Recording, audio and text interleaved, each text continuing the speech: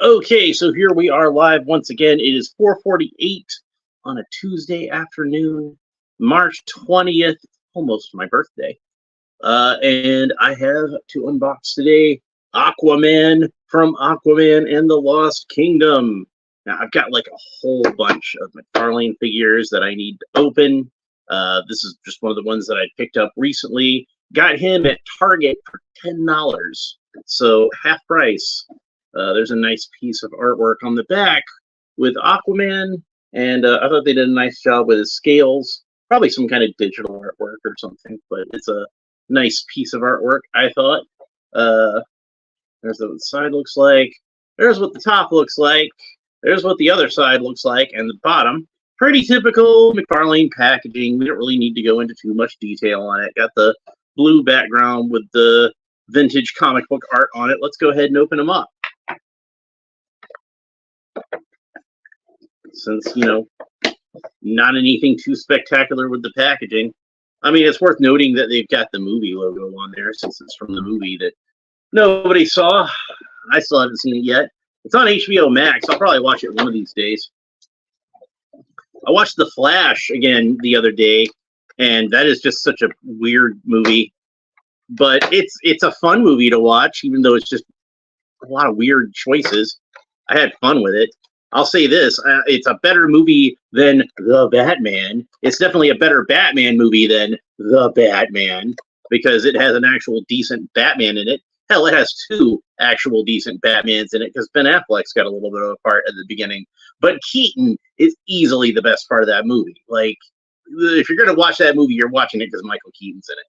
The only reason I thought, hey, I'll go ahead and watch this movie again is because Michael Keaton's in it. I want to see Michael Keaton play Batman in it. So, interesting thing about this, it's got a little pointy thing at the bottom, and I think I pointed this out on the other drawing a blank on it, Spin Master Aquaman figures when I did Aquapalooza. Unfortunately, this guy was just a little bit too late for Aquapalooza. Yeah, I pointed out that it had this little barb at the end. But I hadn't really noticed, and I feel kind of stupid for it now, is when you turn it this way, it looks kind of like Aquaman's emblem. So figure that was probably intentional. And let's go ahead and get the hands out of here, because he's got some extra hands. And the hands that are on the figure, one of them is a solid fist, and one of them is a gripping hand. And then he's got two of these open hands. So there's not a second gripping hand. So how's he supposed to hold the trident in a two-handed pose? They didn't think that through very well, did they? All right, so let's go ahead and cut the stupid little rubber tabs. And unfortunately, I think all of my Snyderverse figures are on the other side of the room right now. So I'll have to go grab those in a minute, since we want to see him with Wonder Woman and Batman and Superman, and see what all those look like. Now, these at the shins look like they're going to be kind of tough, so I'm not even going to bother with them. I'm just going to rip the whole thing out of the package. And that's going to be the easiest way to go. With these ornate boots and those the way that those were up on the shins, it just seems like to me it would be more trouble than it's worth. And here is Aquaman out of the package. That's what he looks like. Let's set him aside for the moment, because we've still got more stuff in this package to go over. Because you've got the stand, and we got the trading card. And unfortunately, it does look like the stand is on a different bubble from the trading card, which means that I'm going to have to open up two of these bubbles. So it just makes my life a little more difficult. But yeah, standard DC Universe stand, or DC Multiverse stand with the embossed glossy DC logo on there. Now for this trading card, hopefully I'll be able to get this off without damaging it too badly. And it is the same piece of artwork from the back of the package as one might expect. And as you probably know, as you probably heard me say talking about these, I much prefer to have artwork on the trading cards rather than just a photograph of the action figure. That's just me. I'm sure some people must prefer the action figure shots. It takes all kinds in this world, right? Different strokes to move the world. Yes, it does. All right, so closer look at the trading card, and here's what the back looks like. And it says Aquaman, Aquaman of the Lost Kingdom, real name Arthur Curry. Half human and half Atlantean, Arthur Curry is Aquaman, the king of Atlantis and defender of Earth's vast oceans. As a founding member of the Justice League, he also protects the surface world from the forces of evil. Aquaman's Atlantean physiology allows him to breathe underwater, swim at incredible speeds, and super strength to withstand the depths of the ocean. His royal image, his royal lineage sets him apart from the other Atlanteans, but also gives him the unique ability to telepathically communicate with marine life. So you can talk to fish. All right, so we'll set that down, and let's go ahead and talk about this action figure some. Now, the first thing I notice is that Aquaman's shirt on this particular figure is a much brighter, much more orangish color, ironically, than the Spin Master version of Aquaman, the 12-inch version here, who had a mostly gold kind of shirt, like molten gold plastic, a little bit of gold overspray in terms of paint, and then a little bit of copper at some of the highest surfaces, I guess you'd say, of his musculature. Whereas this one is pretty much just all this sort of coppery orangish color. I think it might be kind of molded with like a slight overspray. I think it's kind of hard to tell. It does look good, but it's funny that Spin Master put more paint detail into their figure made for children than Mcfarlane did into the adult collectible. Now, that's not to say it's not effective. I think it looks good, but it is a little more low effort, I think, and that's kind of funny. I'm not going to complain too much because I still thought that think that it looks good. Now it looks like, and this is unfortunate, it looks like there might be a slight where the rubber bands hit the legs, like a little bit of a marking, like right above where his boot is, and that's too bad. Maybe that'll come out, maybe it won't, but just another reason for me to dislike the rubber tabs is I think there was some kind of chemical reaction there that caused it to look like that. No, wait. I think that's actually a sculpted detail, but it's a weird sculpted detail that doesn't make any sense. Why would you put a line right there, but then it kind of goes up here and then back straight down into the boot? I don't know what's up with that. All right, so let's go ahead and talk about the figure some more, like the actual figure part of it. For whatever reason, they decided to put these shoulder pads on here, and I'm not sure why, because so I have the packaging here. It does look fairly flush with it on the rest of the suit, at least in the movie. I mean, maybe it is a separate piece, but it looks flush enough. And of course, it's kind of flush with the character's arms on both this Mattel version here and with the Spin Master version. So the only version that I can see of this figure where they have this as a separate piece is this particular one, and that's going to hinder the articulation somewhat when we get into that. And then, of course, he has the standard Jason Momoa Aquaman butt armor. I'm guessing so people aren't staring at his butt all the time. They did, sculpt in the butt underneath with this one. So if you wanted to cut that off and just have Aquaman's butt sticking out, you can. So I feel comfortable enough talking about Aquaman's butt since I talked about Catwoman's butt in the video where I did Catwoman. So, I think fair is fair. If I can discuss a female character's butt, I can discuss a male character's butt. What's good for the goose is good for the gander. So, I'm sure a certain portion of my audience would appreciate talking about Jason Momoa's butt. It might not be the sort of thing that excites me, but surely one of you people out there, it excites you, and good for you. I'm glad you got something that excites you. So again, let's go back to the articulation. So the head rotates all the way around. He does have this long hair, and it does hinder it somewhat as far as like rotating the head around, but not as much as you might think. They did a good job of sculpting it in such a way where like it can still kind of rest on the shoulders in like a natural way, especially if you imagine him underwater, or just even if he's on dry land. If he just turned his head real fast, his hair might kind of do that toss thing. So he can't look up very far, again, because of the long hair. He can look down a pretty good amount, so that's him looking down. His beard rests just at the top of his collarbone there. Arms rotate all the way around, although again they are somewhat hindered by this armor piece. They go up about that far, and the armor piece doesn't really hinder them that much as far as that goes. It just kind of flexes into place. This is about as far up, I think, as his arms would go anyway. So put those back down. They rest down at the sides, about like that. He does have the double jointed elbows, so that's about how far his elbow bends. And of course, he has a bicep cut, so the bicep rotates all the way around. So then he's got a wrist that rotates all the way around. It's got a cool Mcfarlane ball joint here, so you can pose that in any number of ways. And it's like that on both wrists. So pretty cool. He's got the cool Mcfarlane torso articulation, both at the bottom of the rib cage and at the waist.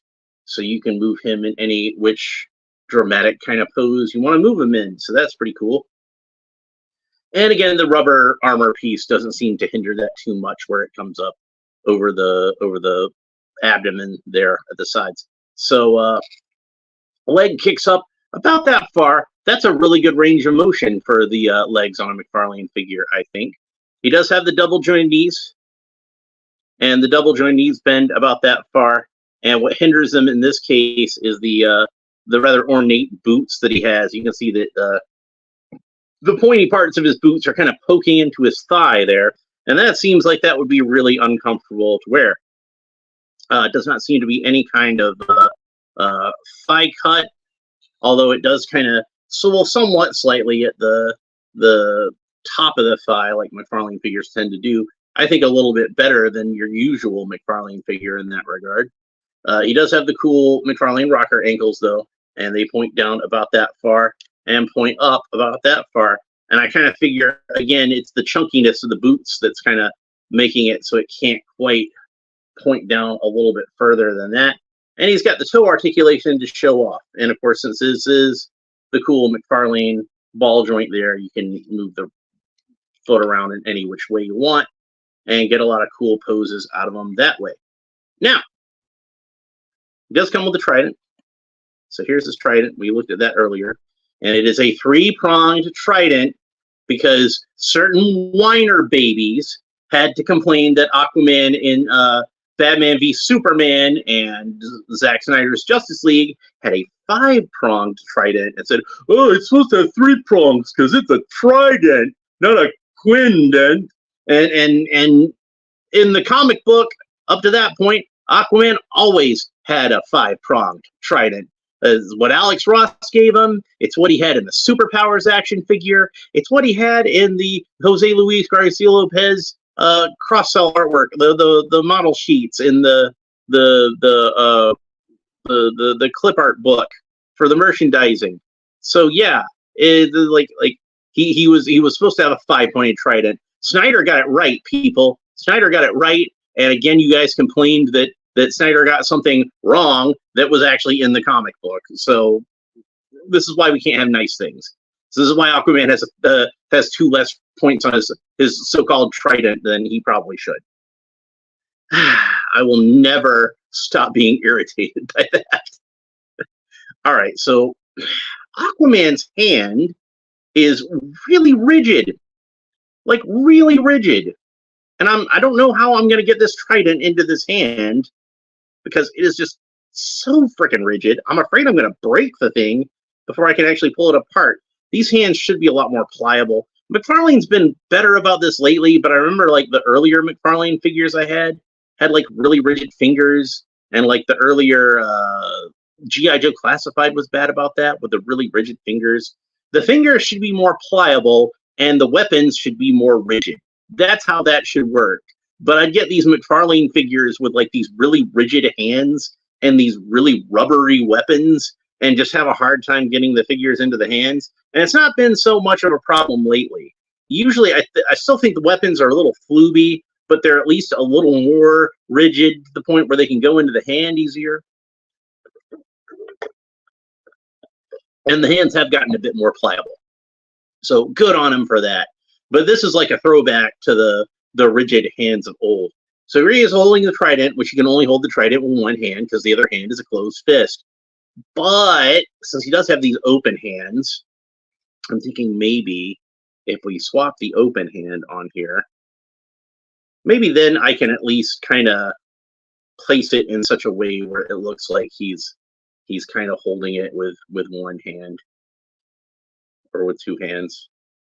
I'm not being too successful with that. This is not even just an open, like if it was an open hand like this, it might look kind of natural. I might be able to hook the thumb around it, but as it's like an open hand, like it's all splayed out like that. And that's something that used to freak out my mom, is that I could bend my fingers back that far, and then I could kind of bend the front, like the tips of them forward like that. And I'm like, hey mom, look what I could do. And she, oh my God, thought I'd smash my hand in the car door or something. So it is a nice hand for gesturing. So you can imagine with his hand out like that and little rings coming out of his forehead as he talks to fish. So yeah, pretty cool. It's a nice looking figure. I think it will look good with the rest of the Snyderverse type figures that I have. Technically, he didn't wear this uniform in any of the Snyder movies, but it's close enough, I think. So I don't have Flash, and I don't have Cyborg, but I do have Superman. So there he is with Superman, as seen in Zack Snyder's Justice League in the black suit. I think he looks really cool. Looks good with Superman. And then Batman, his good bro. Dressed like a bat. I dig it. Yeah. So there we go with him next to Batman.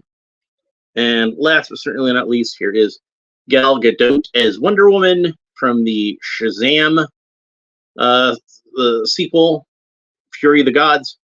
She had a cameo in that, so of course they had to take that excuse to make another Wonder Woman action figure. Probably sold better than the Zachary Levi Captain Marvel figure, I would imagine. Now, she did come with the tiara as a separate piece, and what I did here is I just kind of pulled her hair loose where it was glued down, and I kind of wedged the tiara in between her hair and her head, and it seems to have stayed on pretty well since then. But it looks good with Wonder Woman, too. And maybe later I'll take a picture of all three of them together, and I'll try to put that in like the community post or something like that. So, like I said, I picked this guy up for $10. And for $10, he was definitely worth picking up. I think it's a really, really awesome figure. Probably would have not minded paying a retail price for this figure, to be honest. But I'm not going to complain about getting it for $10. So that was the same day actually that I got the Zoe Kravitz Catwoman figure for $12. So I got a couple of good deals that day, and I wasn't even really thinking about it at the time. But Jason Momoa used to be married to Lisa Bonet, who is the mother of Zoe Kravitz, and of course her biological father is Lenny Kravitz. So, but stepfather and stepbrother, or mother, stepdaughter, stepfather and stepdaughter at the same time. Wasn't even really thinking about it. Didn't really occur to me that I did that. It's kind of funny to think that Aquaman is Catwoman's stepdad. And then I had the comic book version of Aquaman. So let's have a look at the movie next to his comic book counterpart. And of course, this is a post-Rebirth Aquaman. So it was after the movie had come out. So they decided, since that movie made $1 billion, might as well give Aquaman long hair and a beard, since he looks like the guy who just made $1 billion. And the sequel did not make $1 billion. So, I mean, I kind of blame that on James Gunn and being like, oh yeah, I'm just going to reboot this whole thing right before he had like 3 other movies in that universe coming out. Really, what they should have done, and I'll die on this hill. James Gunn should have done this in the first place, and I think in the long run it would be a lot more successful. His reboot would have been more successful. Is just give us like, you know, maybe even just one movie to wrap up the whole storyline. Get Zack Snyder in there and have him do like a one last Justice League movie, one last ride, sum everything up, and then you can reboot it, and nobody would have minded. But now you got a bunch of people like that were fans of this particular iteration of the DC universe, and you're not going to get any completion to your story, and they're very frustrated. And you know what? I'm frustrated. Why should I go and see like this brand new version of Superman if you can't even finish up this version of Superman that I'm already invested in?